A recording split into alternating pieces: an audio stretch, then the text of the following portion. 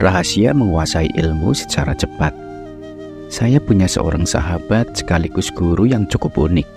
Sewaktu SD, ia mendapatkan nilai terburuk, bukan saja di kelas tetapi di sekolahnya, sehingga harus mengulang 2 tahun karena tinggal kelas. Lalu saat SMP, ia harus dikeluarkan dari sekolahnya karena nilai yang tak tertolong lagi. Namun, saat SMA namanya disebut saat upacara sekolah sebagai siswa terbaik karena nilai ujiannya tertinggi se-Jawa Barat. Lalu ia menjadi perwakilan sekolahnya untuk menjuarai beberapa olimpiade tingkat nasional dan internasional. Kini ia memiliki beberapa pondok pesantren, menampung ratusan anak yatim, memiliki triliunan aset dari beberapa bisnis di belasan negara, meraih gelar doktor di Jerman, dan menjadi seorang profesor bidang psikologi filsafat. Saat memberikan ceramah motivasi bersama beliau di Hong Kong, kami banyak berdiskusi dan saya penasaran apa rahasianya memiliki otak cemerlang baik dalam bidang agama, akademik, dan bisnis sekaligus. Ternyata sebelum membaca buku pelajaran atau buku apapun, beliau selalu mengirimkan doa kepada penulisnya. Hasilnya isi buku menjadi begitu mudahnya dicerna, dipahami, dan dikuasai dalam waktu singkat. Video ini adalah doa saya kepada Allah untuk Anda, para pendengar, sehingga mendapatkan banyak manfaat dengan mendengarkan video ini. Anda bisa dengan sangat mudah mempraktikkan dan mengamalkan isi video ini.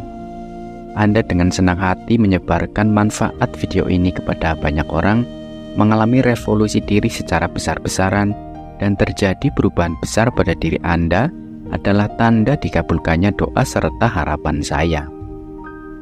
Saya pun berharap kita bisa saling bersinergi dengan saling mendoakan agar keberkahan ilmu sama-sama kita peroleh dari sisi Allah Subhanahu wa Ta'ala. Terima kasih atas segala ketulusan dan keikhlasan Anda untuk mendoakan siapapun yang memberikan pengetahuan kepada Anda. Tiada kebaikan yang diperoleh seseorang yang mendoakan orang lain, melainkan ia mendapatkan kebaikannya pula. Maka sejatinya, ketika saya sedang mendoakan orang lain, maka saya sedang mendoakan diri saya sendiri, demikian pula diri Anda. Mengapa kita harus kaya? Ada yang mengatakan kalau kaya tidak menjamin kebahagiaan. Setuju nggak? Kalau saya justru tegas menolak pendapat ini. Karena kalau kaya tidak menjamin kebahagiaan, apalagi nggak kaya. Tidak bahagianya orang yang kaya sama orang yang miskin beda jauh.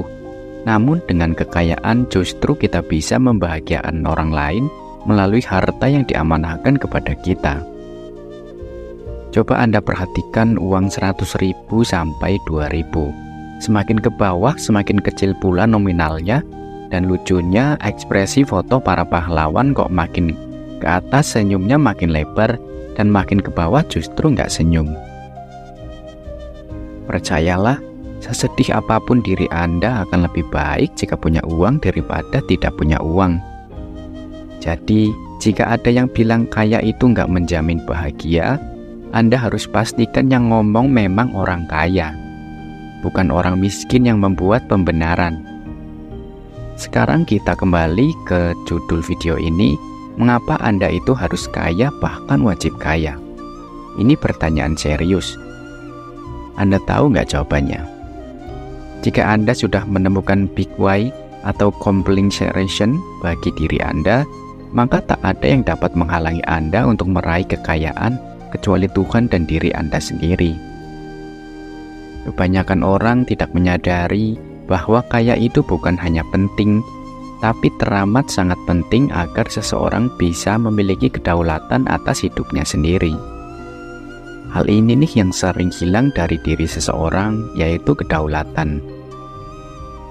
Ia sering merasa harga diri begitu tinggi, tetapi ketika kondisi terdesak, ia harus gadaikan harga diri yang dibelanya mati-matian itu kepada orang lain. Saat istri atau anaknya sakit, butuh biaya sekolah, bahkan dalam kondisi butuh makan, seseorang rela menggadaikan agamanya, terjerat dalam utang riba, dikerja rentenir sehingga seumur hidup terjerat dalam utang. Jadi jangan bilang kayak itu enggak penting. Tapi yang nggak enak kan hidup pas-pasan saja, gitu kata seseorang kepada saya. Ada benarnya juga, tetapi saya sudah lama sekali merasakan hidup pas-pasan. Akhirnya, ketika keluarga atau tetangga terdekat membutuhkan bantuan, saya nggak bisa bantu apa-apa. Ketika lingkungan hendak memiliki hajat besar, saya nggak bisa kasih sumbangan yang besar. Ketika ada bencana alam menimpa saudara-saudara saya sebangsa dan setanah air, saya nggak bisa bantu maksimal, ala kadarnya saja. Maka saya sudah merasa cukup hidup pas-pasan.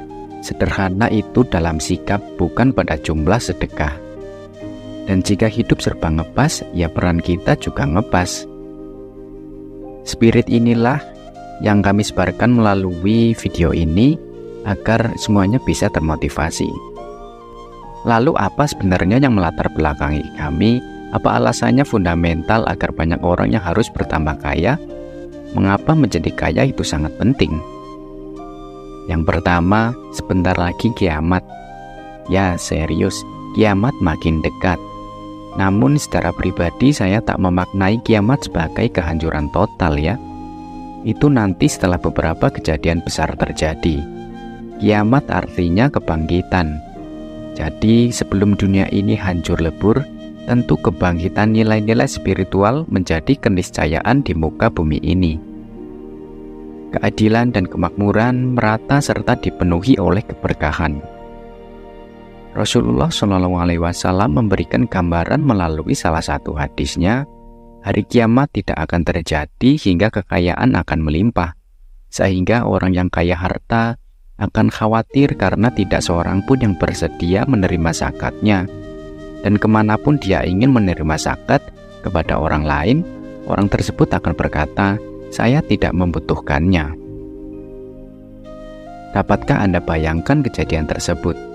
Saat semua orang sudah memiliki kekayaan yang melimpah ruah, sampai-sampai untuk menyalurkan zakat saja susah. Nah, jika melihat kondisi sekarang ini, sepertinya kita masih jauh dari apa yang dikabarkan oleh Rasulullah SAW. Namun ini menjadi sebuah kabar yang memompa spirit gerakan sadar kaya bahwa kelak hal tersebut pasti akan terjadi. Masalahnya adalah, apakah Anda termasuk yang tergolong kaya atau sudah mati duluan padahal masih melarat?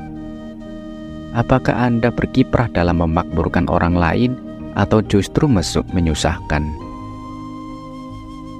Yang kedua, pemerintah tak memberikan Anda kepastian.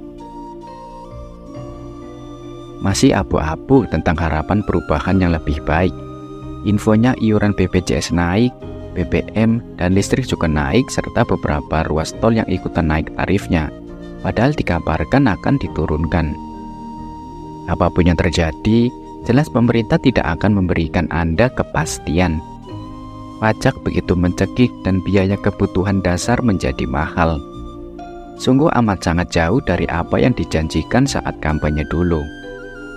Maka daripada Anda menaruh harapan kepada pemerintah, lebih baik Anda mengambil penuh kendali hidup dan memutuskan untuk bertanggung jawab atas kondisi finansial Anda sendiri. Prinsip ini saya tanamkan jauh-jauh hari. Siapapun pemimpinnya, jika harga-harga naik, maka penghasilan kita harus lebih tinggi lagi kenaikannya berkali-kali lipat. Jadi, Anda bisa antisipasi apapun kondisi kebijakan negara kelak. Untuk menjadi lebih kaya, Anda tak perlu menuntut dan demonstrasi kepada pemerintah agar mengubah kebijakannya.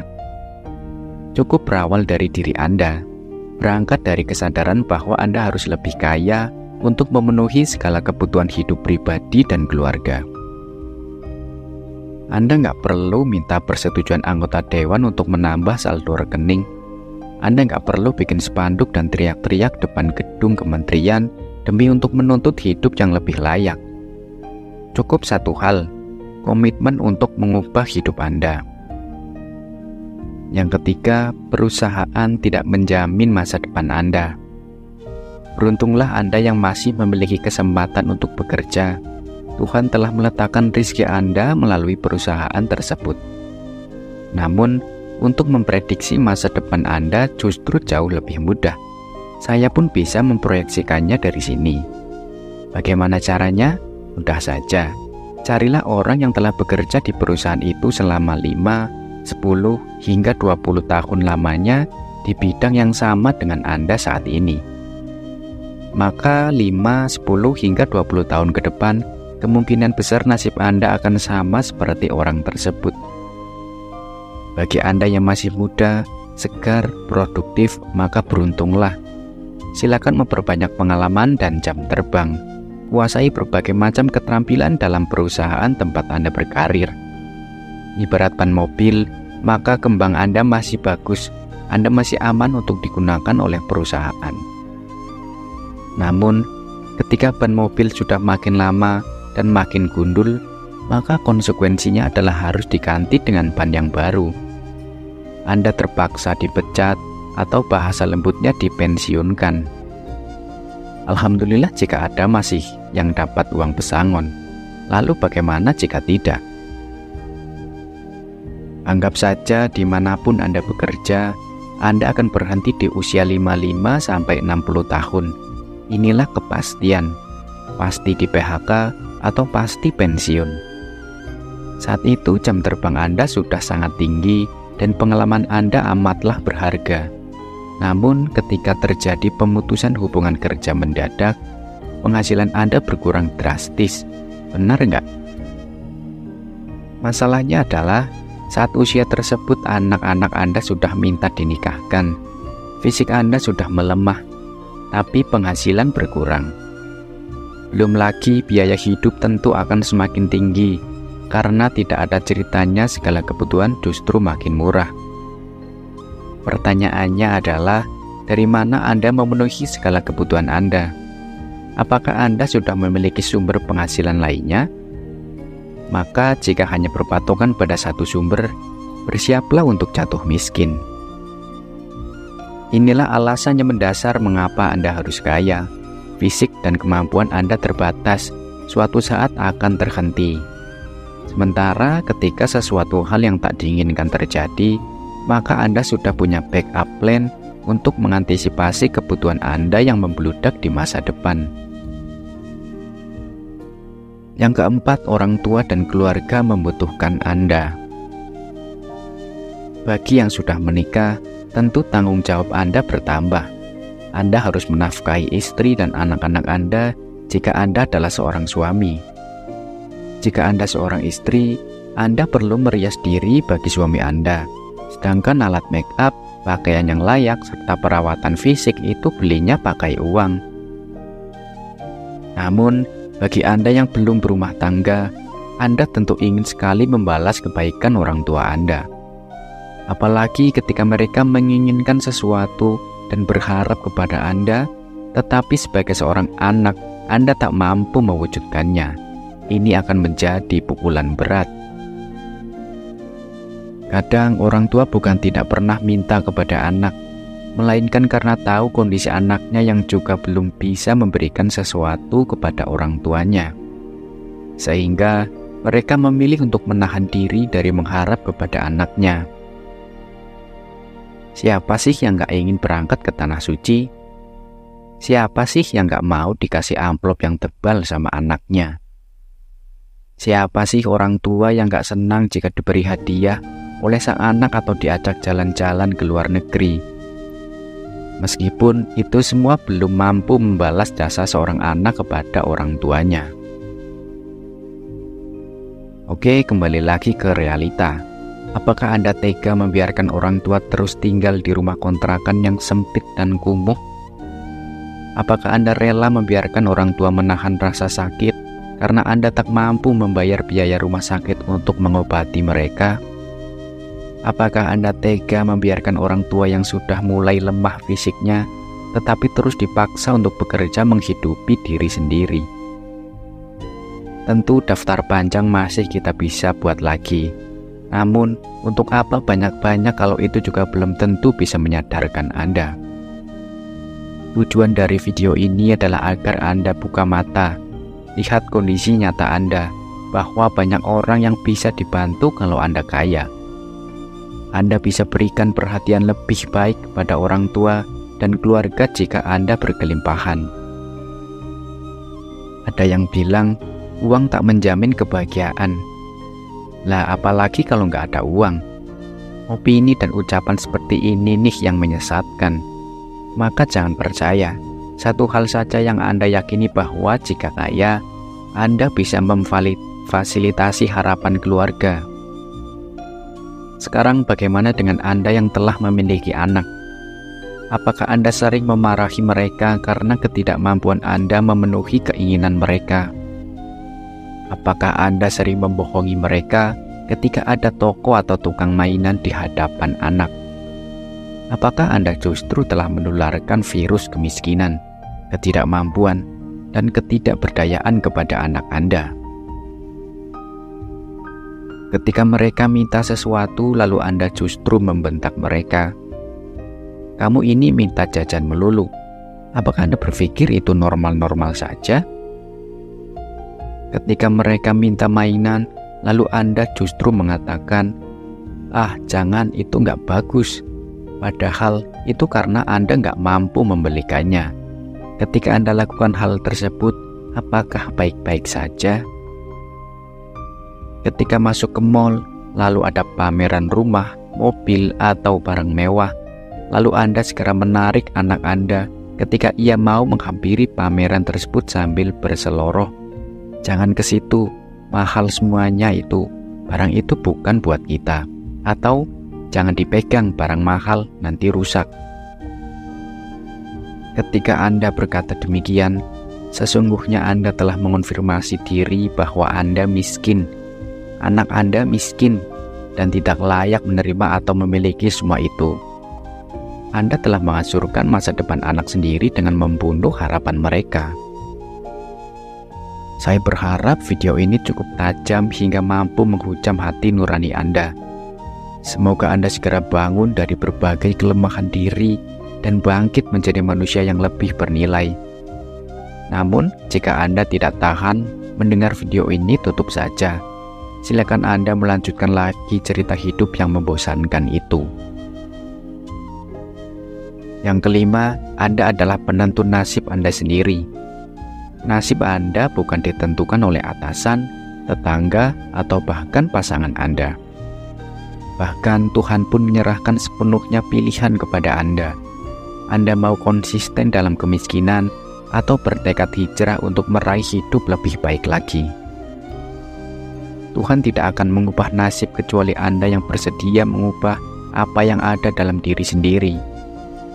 Jadi, jangan pernah salahkan Tuhan ketika Anda tidak mengalami perubahan hidup. Jangan salahkan Tuhan jika Anda hidup begitu-begitu saja, penuh masalah, kesialan tiada berujung, dan serba sulit. Ambillah keputusan segera untuk berkomitmen secara bulat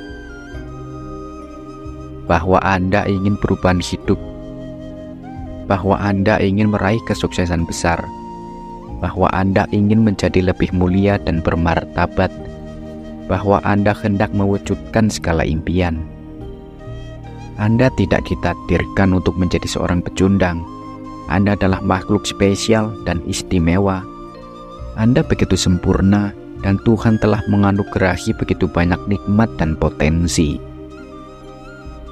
Lupakan sejenak apa persoalan yang Anda hadapi saat ini. Fokuslah pada apa yang hendak dicapai.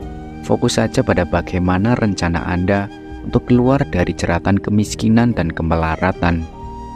Sudah tak ada waktu lagi untuk menunda-nunda.